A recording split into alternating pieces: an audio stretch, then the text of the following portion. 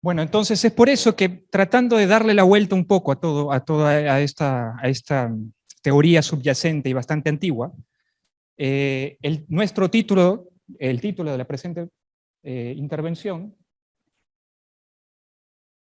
creo que no quiere aparecer, no es un título simplemente puesto ahí, tiene algunas variables que están pensadas. Homo no es Homo sapiens, abrimos la puerta a otras humanidades. Américas, habría que discutir luego si es América o Américas, ¿sí? Hacia un enfoque holístico, es decir, pensar la totalidad y no solamente una región. Y luego dinámica de poblaciones, un término muy poco usado en el poblamiento americano, pero que en el poblamiento pleistoceno de otras partes del mundo se utiliza cotidianamente. Entonces esto como parte de una agenda mucho más macro para pensar la investigación americanista pleistocena desde una concepción mucho más global, basándonos por supuesto en las evidencias materiales disponibles en todas las Américas. No es posible que se siga pensando una evidencia en el sur de Sudamérica solamente en la región sur de Sudamérica. Hay que pensar desde lo que está en el Yukón arriba o lo que pasa también en el norte de México, ¿no? Entonces, este repensar implica primero salir de Homo sapiens, darle la entrada a Homo, salir de la lógica del Nuevo Mundo como un espacio virgen, ¿sí?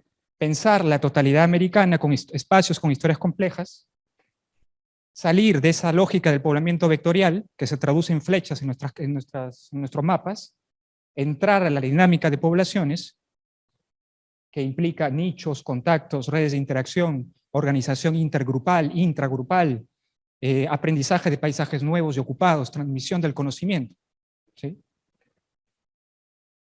Y también, aquí no se ve otra vez, pero implica sobre todo pasar de un americanismo monodimensional a un americanismo transdisciplinar y pluridimensional.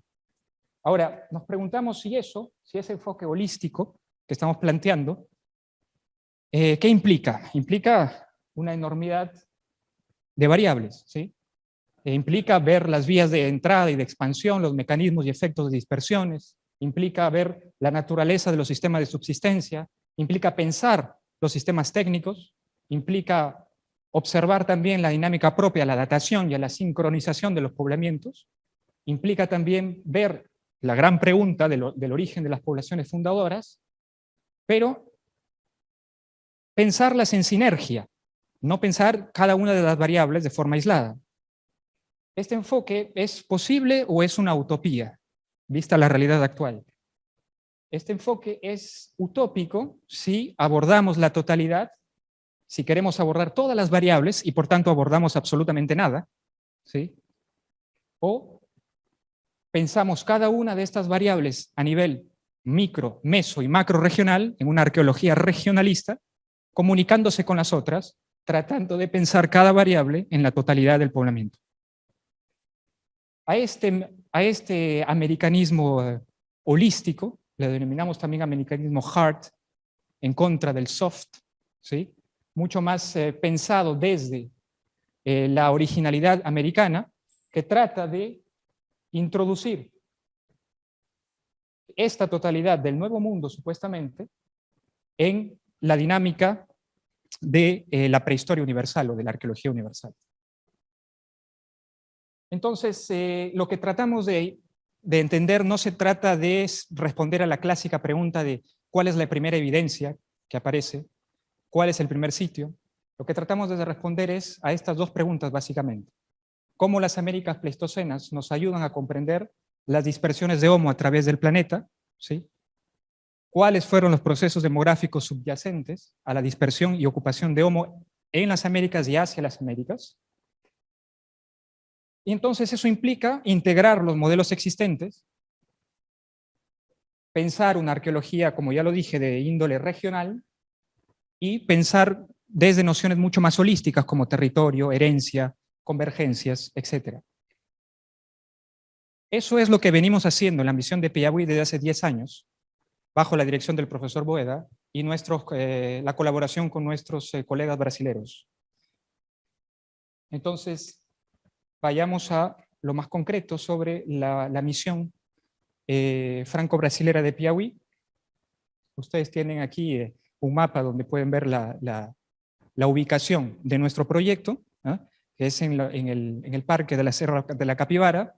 Al interior y en los alrededores del Parque de la Serra Capibara, en este mapa pueden ustedes observar en los puntos rojos cerca de 1000 sitios arqueológicos, ¿sí?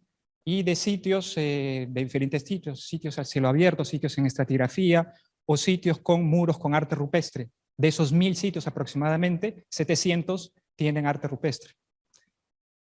Entonces, la primera misión comenzó en los años 70 bajo la dirección de Niet Guidon, ¿sí?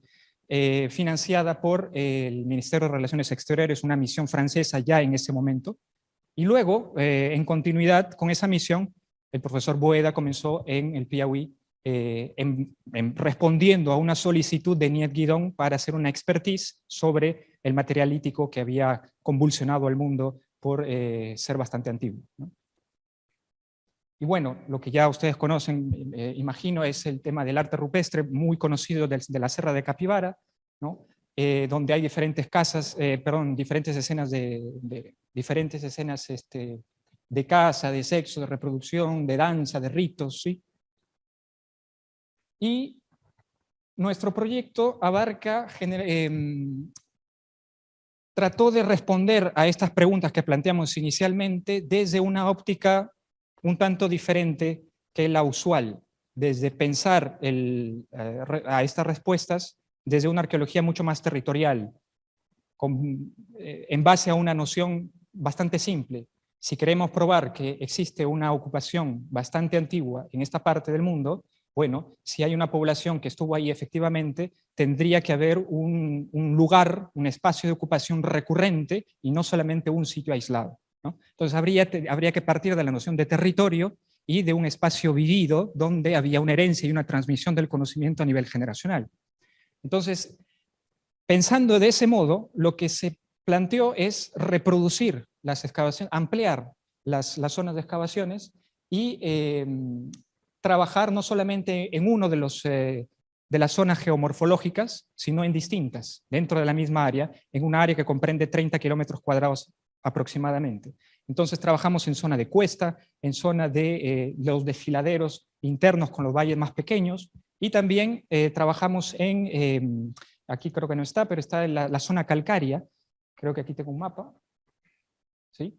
Ven ustedes aquí la cuesta de arenisca moldeada por la erosión, luego la planicie y los puntos en rojo que son los macizos calcáreos, ¿sí? Que están punteando de forma aislada en la planicie. Entonces, cada una de estas zonas geomorfológicas diferentes nos han permitido producir diferentes datos, ¿sí? Porque la zona kárstica nos permite mayor conservación de los restos arqueológicos, mientras que la otra no tanto. Entonces, en la zona kárstica, por ejemplo, tenemos sitios como Tocadapena, ¿sí? Al pie de un acantilado, Tiradapella también. Tenemos un abrigo rocoso, Toca da Llanela da Barra do Antoniao. Y luego, en la zona de cuesta, tenemos 5 sitios. El famoso sitio Tocado Boqueirão da Pedra Furada, ¿sí? Un sitio que no se recuerda tanto, pero que es también igual de famoso últimamente, Vale da Pedra Furada. Livierac, que está al costado simplemente, Toca do Sito do Meio, y un sitio nuevo, Toca dos Coqueiros. Gracias. Entonces, aquí un repaso de los sitios que acabo de mencionar. Coqueiros, sitio a cielo abierto, Boqueirão da Pedra Furada, excavado por Niet Guidon primero, luego por Fabio Parente y luego por nosotros. Luego está el sitio de Liberac y Tocado do Sítio do Meio. Entonces, no voy a aburrirlos presentándoles la larga lista de resultados que tenemos, simplemente voy a exponerles unos 3 sitios que desde nuestro punto de vista son importantes. ¿Por qué? Porque presentan mayor información, porque son la columna vertebral de nuestro proyecto y nos permiten entender los sitios alrededor, ¿sí? Uno de esos sitios es Vale da Pedra Furada, un sitio a cielo abierto, ¿sí? Ustedes pueden ver las fotos de las excavaciones a la izquierda y a la derecha, y en el centro la sucesión de capas arqueológicas, de niveles arqueológicos, identificados a partir de una clara formación de sitio y una clara diferenciación sedimentaria que es relativamente sencilla de reconocer, ¿sí? Cosa, claro, que es excepcional para otros sitios pleistocénicos del mismo noreste de Piauí, ¿sí? Entonces, rápidamente, en base a una colaboración con Cristina T. y Christine Ley, que trabajan con nosotros a nivel de modelización cronológica, el sitio cuenta ya con más de 50 dataciones OSL y de radiocarbono. Hemos realizado un modelado bayesiano y esto nos ha permitido obtener unas fases de ocupación relativamente continuas, simplemente, creo que ustedes no lo ven sin lugar a dudas, pero vamos desde 40, incluso vamos bajando en años recientes, desde 40.000, 41.000 años hasta. Luego tenemos todo el periodo preglaciar, el periodo glaciar, el último máximo glaciar entre 26 y 19, y 19.000 en adelante, el periodo postglacial, lo tenemos representado en muy baja proporción, y luego hay un vacío hasta el periodo Pleistoceno final y la transición. Y bueno, esta es la columna principal del sitio, y lo que quiero mostrarles rápidamente es que es una secuencia estratigráfica de básicamente 3 metros, aproximadamente 3 metros de profundidad, donde los puntos en rojo muestran en general globalmente los niveles arqueológicos, y la concepción que tuvimos es justamente de cruzar OSL y radiocarbono para poder delimitar, ¿sí? Delimitar los fechados radiocarbonos que probablemente tuvieran un origen aislado, ¿sí? Y así entender indirectamente la antigüedad de los objetos que recuperamos. Esta pieza que ustedes ven aquí es muy difícil, creo que el punto verde se vea desde allá, pero está en la capa C7 y tiene alrededor de 24.000 años, y es una pieza extraordinaria. ¿Por qué? Porque ustedes pueden ver que es una placa en el contexto de los otros artefactos de cuarzo y de cuarcita. Es una pieza que rompe totalmente con la uniformidad que tenemos ahí. Esta ha sido objeto recientemente de una publicación en PLOS ONE, y estos objetos que son incluso para nosotros difíciles, ¿sí? de interpretar, son generalmente artefactos que tienen diferencias de una capa a la otra, ¿sí? Parecen homogéneos pero cambian, hay un cambio cultural, lo que contradice generalmente la idea que las secuencias pleistocenas son continuas en América del Sur. Y bueno, más artefactos de este tipo, ¿sí? Donde nuestro análisis técnico nos ha permitido identificar ciertas recurrencias que en años próximos vamos a evaluar si pertenecen a una determinada tradición o no. Otros tipos de análisis, un análisis reciente, también desarrollado por el profesor Boed y nuestro equipo, el análisis técnico funcional, que combina una nueva perspectiva de lectura de los artefactos líticos a partir de la tecnología, pero desde un punto de vista funcional, ¿sí? Que luego se puede complementar con estudios diferentes. Entonces, como ustedes pueden ver, es un análisis bastante lento, bastante fino de cada estigma de talla, por lo que primero hay que hacer una suerte de microtopografía del artefacto para poder entenderlo y decir qué es. Y estos artefactos están asociados a otros artefactos que probablemente hayan servido en contextos de molienda, ¿sí? Y donde se han desarrollado también análisis de sustancias adheridas. Algunos colegas que trabajan con nosotros, y yo mismo que también he trabajado con fitolitos, hemos encontrado fitolitos aquí, y entonces hay esas actividades. Todavía no llegamos a la identificación de la especie, pero sabemos que están ligados a ese tipo de actividades. Otro sitio que es importante para nosotros presentarles es el sitio de Toca da Llanela de Barra de Antoniao, en la zona kárstica, una secuencia también del Pleistoceno en refugio rocoso, y lo importante en este sitio es que tenemos presencia de megafauna, que posiblemente, muy probablemente ha interactuado con el ser humano a tal punto de que estos grupos han manufacturado útiles sobre la base, tomando como materia prima un fragmento de diente de Eremotherium, de una preguiza, en portugués, de un perezoso, ¿sí? Entonces, nuestros análisis tecnológicos han podido determinar una secuencia de talla relativamente compleja, y con ayuda de Ignacio Clemente Conte, traciólogo español, que trabaja con nosotros desde hace muchos años, se ha podido determinar que este útil ha sido utilizado muy probablemente para el trabajo de la madera, y que presenta en una de sus zonas una fractura, y en esa fractura huellas de uso de este trabajo. Y en la zona externa, exterior a la fractura interna, se presentan otros tipos de huellas de uso más asociadas a la alimentación en vida del perezoso. Y luego, en zona de cuesta, otro de los sitios es el sitio, el Toca do Sítio do Meio. Ustedes pueden ver en la parte izquierda una foto original del sitio, de la excavación, cuando estuvo trabajada por Niet Guidón y su equipo, ¿sí? La excavación original, y se ve claramente que hay un bloque colapsado hacia la izquierda, ¿sí? Pero en realidad es un tanto más complejo, porque tenemos una secuencia de dos niveles arqueológicos que están interrumpidos por dos colapsos de bloques del techo de la cueva. Entonces, un bloque más antiguo y el otro bloque posterior. Y entonces tenemos niveles arqueológicos completamente cubiertos y protegidos. Aquí claramente se ve el sedimento estéril en 1, los niveles arqueológicos 2 y 4, interrumpidos por el bloque el colapso del bloque.